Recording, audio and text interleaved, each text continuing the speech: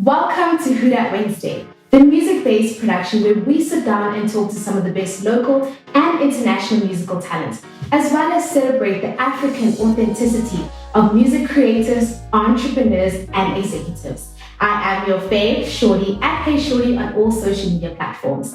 Now, many upcoming artists don't understand the ins and outs of the business of this industry. They have the talent, but they don't know how to market themselves. And this is exactly why we are seated with media mogul and founder of Managed by Tumee to talk about how you can secure your place in the music industry. Welcome to Who Dat Wednesday, Tumee Mthimkhulu.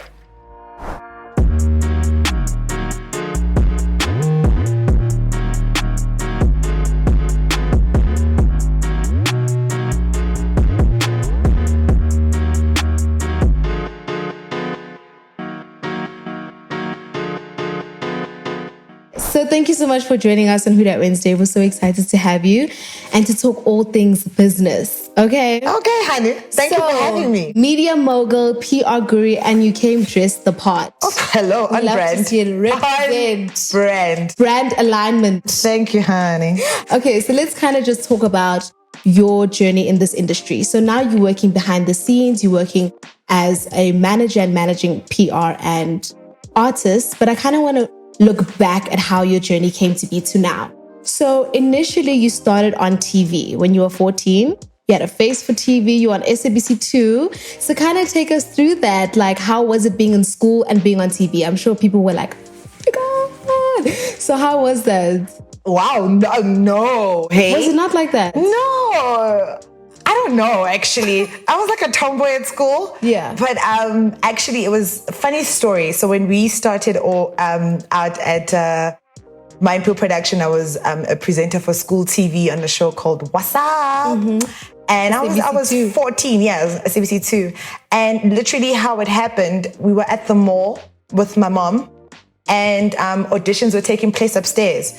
And I guess this lady just sort of like thought, you have a face for TV. Yeah, she was just like, oh, this little girl's got a lot of energy. No, people are auditioning, come audition, you know?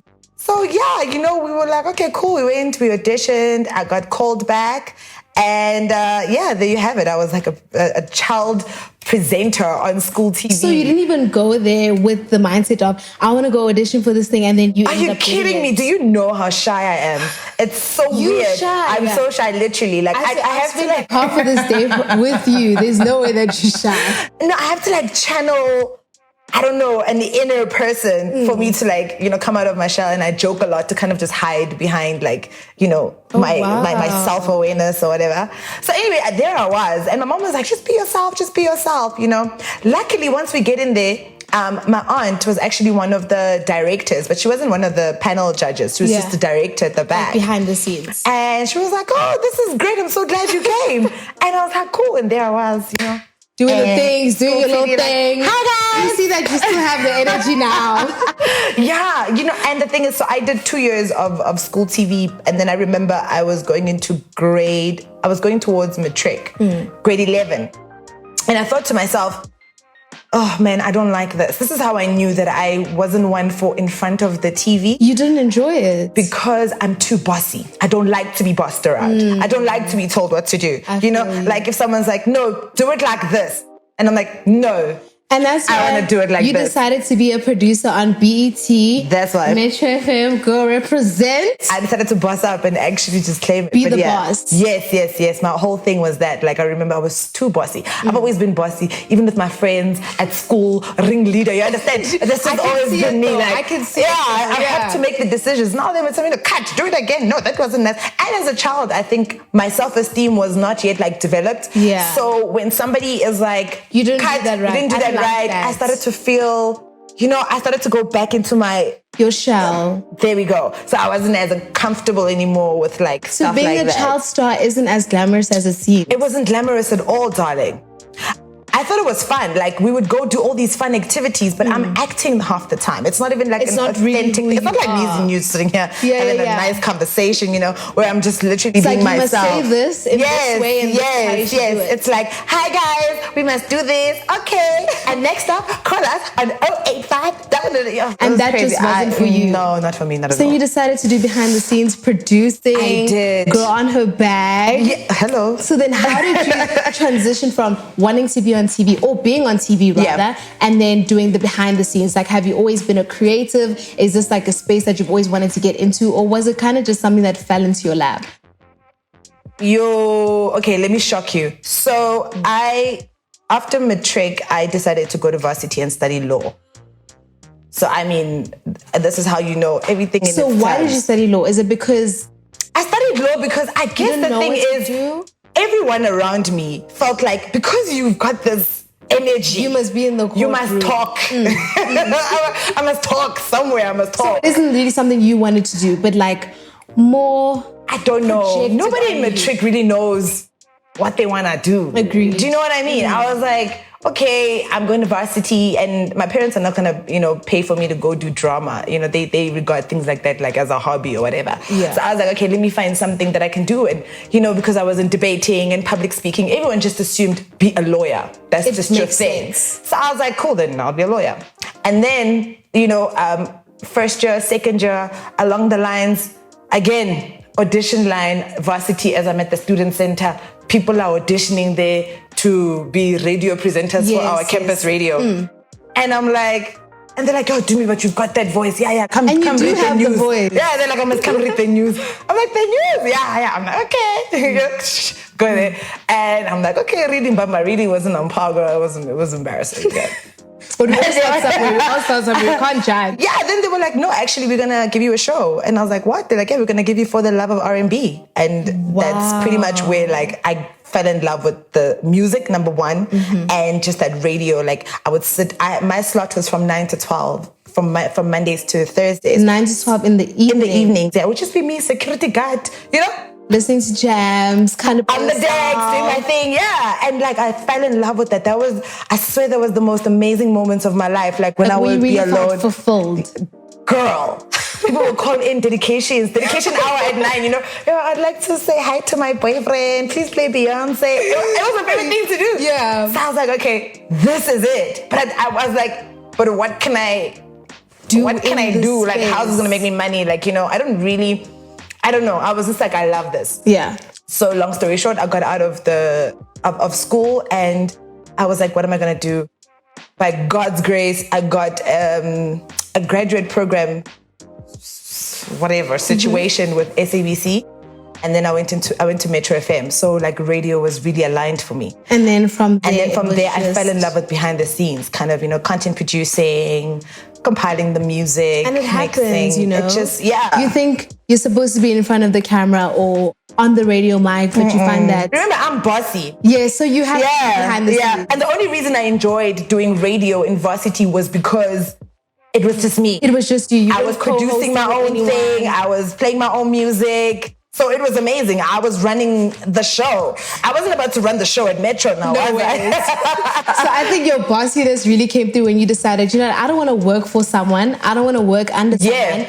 I want to create my own legacy. Absolutely. And that's when Managed by Tumee was born. The babies.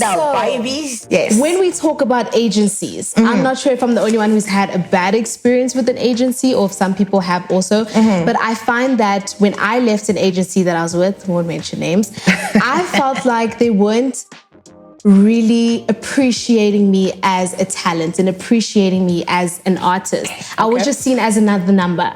You know, okay, we're going to send, if there's a briefing that says we want a black girl, they're going to send all the black girls on the agency to go audition for this thing. I wasn't really seen as this girl's good at presenting, this girl's good at acting. So how different is your agency compared to agencies that are just, I don't want to call it a money scheme, but it's really just generating people. These ones come in, you no longer get auditions, and now it's like the next few.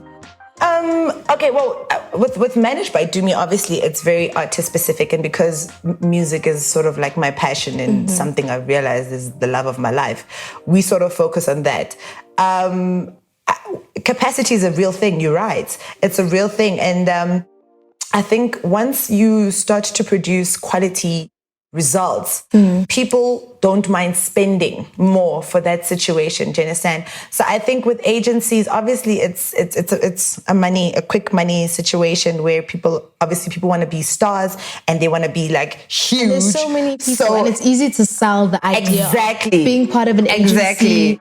Yeah. Exactly. And casting, I can imagine it must be like packed, fluctuated. I mean, I used to do ads, so I know. And I don't know what that people does. Who look exactly like I don't know what that does to your self-esteem. I was like, you know what? No, I ain't got the self-esteem. Like, I don't have it. Like, I want to be chosen. Like, yeah, you want to be handpicked and yes, found. and I think that's why a lot of people want management instead of an agency. When you have a manager, it's someone who sees, okay, what do you want to achieve? What are your goals? Yes. And then let's align everything to your goals. Absolutely. And when it comes to an agency, it's like, okay, you're a black girl with natural hair. Take a number, go audition. Exactly. Let's go. Yeah, I do get you. And I think that's exactly what we do. I think I love what you said, that you literally, when somebody manages, because there's such a blurred line with this managing game, a lot of people think that they're managing artists or actresses or influencers, but a lot of the times all they're doing are just admin people, and they just really just doing admin work. Yeah. But I think management to me is literally somebody with the talent, with the operational, the physical, tangible thing that we're going to sell. So I'd say the product.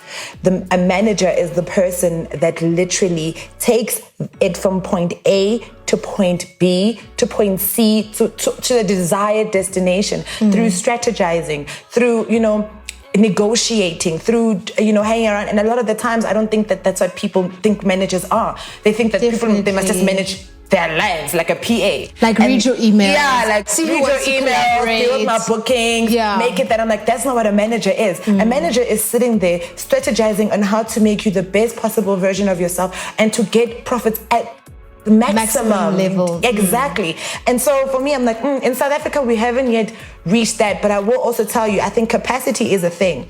If you have 5 quality artists, talent, okay, you are most likely to still make the money you would make with 100 talent.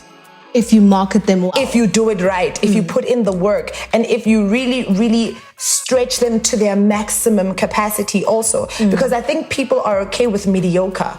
And that's my issue with this industry. I think we are so fixated on the flimsy, on the gimmicks, like, oh, once I've reached this many followers, now I've made it. I don't really have to give you the most, and I don't really have to work as far or practice my craft. I've seen you sitting here, you're rehearsing. That energy dies once you've reached a certain level. And that for me is the sad part. Yeah. Because we celebrate and we welcome mediocrity in this country. And that's a real thing. Like you were saying, how once you get it to a certain point, then you think, okay, I don't have to rehearse anymore. Yeah. There's always room for growth in this industry. There's always going to be someone that's better than you. Always. Someone who's working harder than you are. So you have to be on top of your game. Absolutely.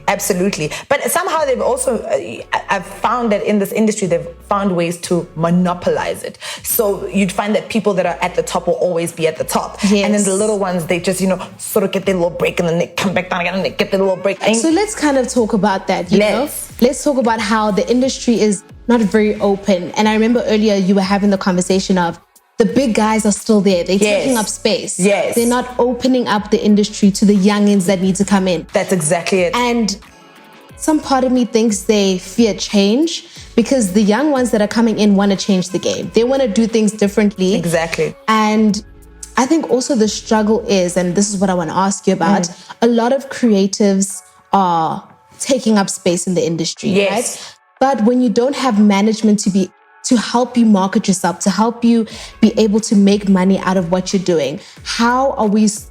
I just need advice, like if you don't have management, there are many people who are watching the show right now who are aspiring artists, aspiring actresses, TV personalities, TV presenters, but they just don't know how to market themselves well. So what advice would you give to them if they don't have the money to have big management and to really put money into marketing? So what would you advise that we do? I think exactly this. I think creating platforms that educate. Not everyone's going to have access to Managed by Tumee because, of course, we are a billing company.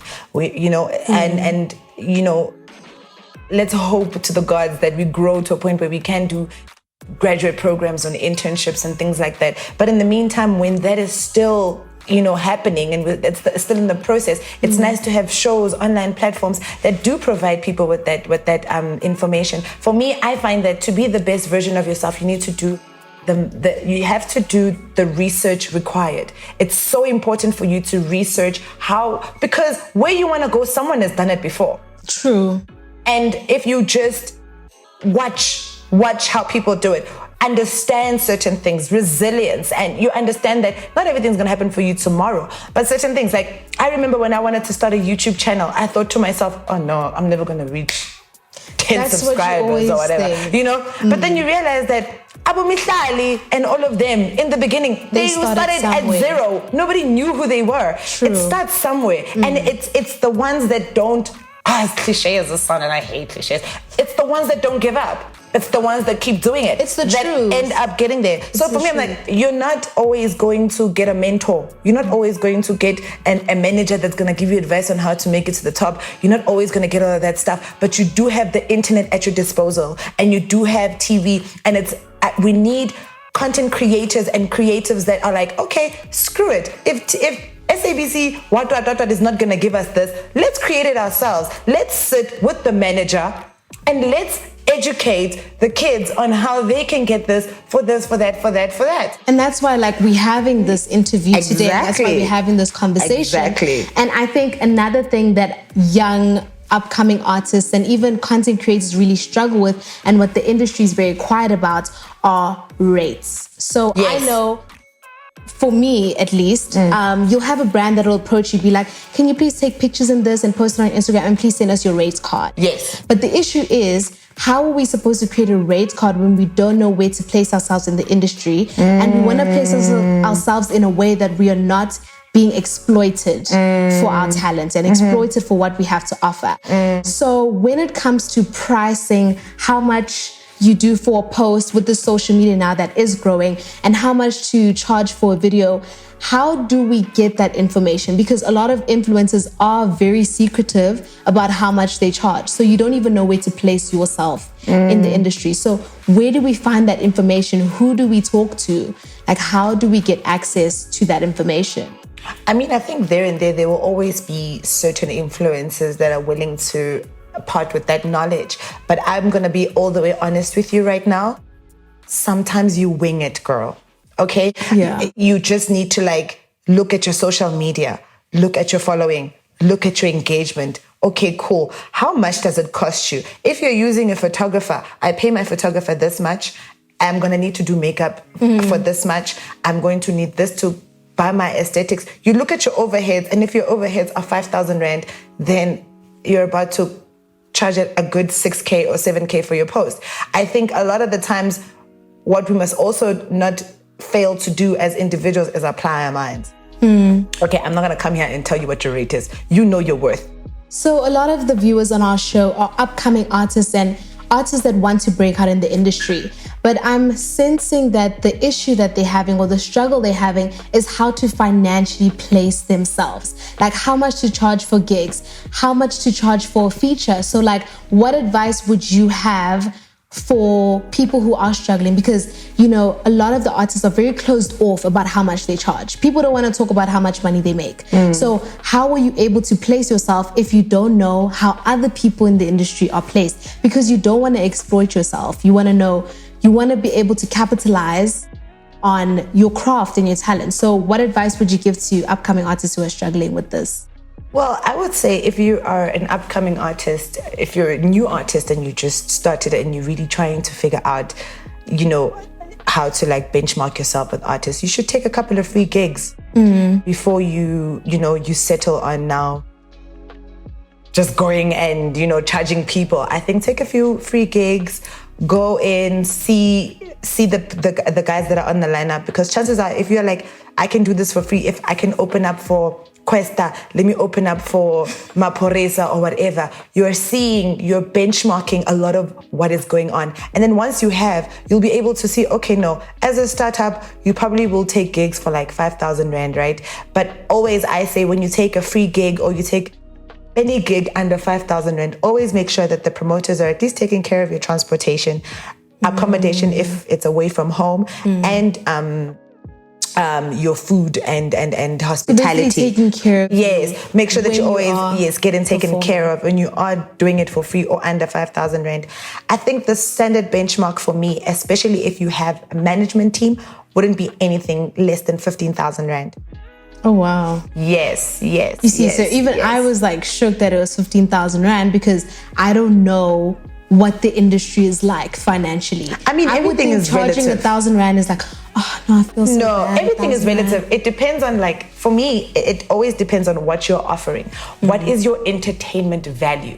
So if you are coming on the set and you're coming with a DJ, you've got dancers, you've got whatever, it is okay for you to take your amount higher because you're coming with an entertainment situation. You know, Beyonce comes with an entire team. Do you understand? You can understand why it would be a couple of millions to have her there. So it always depends with how far you want to go with giving this entertainment value that can be able to justify the amount that you're asking. But I would say that the most important thing to do as an artist, especially when you're new or upcoming, is to take a couple of free gigs so you can build relationships. True, and connections. Yes, I think that's one thing that's really important. Very important. That's the most important part of being in the industry. It's relationships. That is your spillion. You need that. You need to build relationships. You need to know the right people, and people will take you far. Word of mouth is a real thing. That's true. That's so you always have to. That's why I'm like, some of these artists, they'll have an ego way too soon, and it's like, homie, we can make or break you. Relax.